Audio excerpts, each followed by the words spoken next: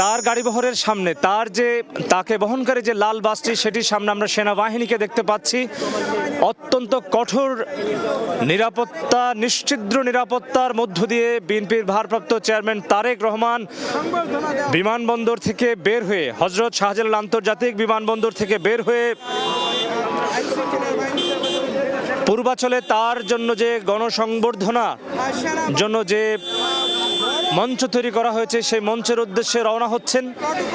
এই মুহূর্তে দেখতে পাচ্ছেন বিএনপির ভারপ্রাপ্ত চেয়ারম্যান তারেক রহমান যে লাল গাড়িটি, যে গাড়িতে করে তিনি পূর্বাচলের সমাবেশের মঞ্চে যাচ্ছেন, সেই গাড়িটি আমাদের সামনে।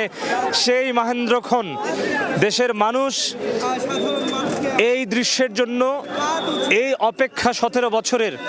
বিএনপির ভারপ্রাপ্ত চেয়ারম্যান তারেক রহমান লাল বাসের ভেতর থেকে একেবারে সামনে থেকে তিনি দুপাশে যে মানুষের সারি, গণমাধ্যম তাদেরকে অভিবাদন জানাচ্ছেন। বিএনপির ভারপ্রাপ্ত চেয়ারম্যান তারেক রহমান সবার উদ্দেশ্যে অভিবাদন জানাচ্ছেন। একটা নিশ্ছিদ্র নিরাপত্তার মধ্য দিয়ে তাকে নিয়ে যাওয়া হচ্ছে। তিনি তাকে অভিবাদন জানাচ্ছেন 17 বছরের আক্ষেপ শেষে, 17 বছরের নির্বাসন শেষে দেশের মানুষ তারেক রহমানের প্রত্যাবর্তন দেখেছে।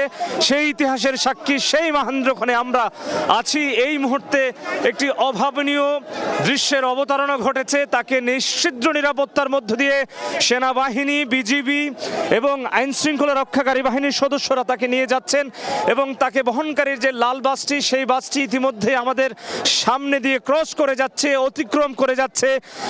একটি নিশ্ছিদ্র নিরাপত্তার মধ্য দিয়ে বিএনপির ভারপ্রাপ্ত চেয়ারম্যান তারেক রহমানকে বিমানবন্দর থেকে তার জন্য যে পূর্বাচলের যে সমাবেশ মঞ্চ, সেই উদ্দেশ্যে তিনি রওনা হয়েছেন। এই মুহূর্তে তার